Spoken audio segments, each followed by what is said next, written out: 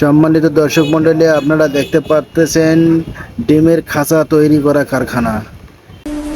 খাঁচার ভিতর বন্দি পাখি, ও খাঁচার ভেতর বন্দি পাখি, তাকে অচেনা, তাকে অচেনা।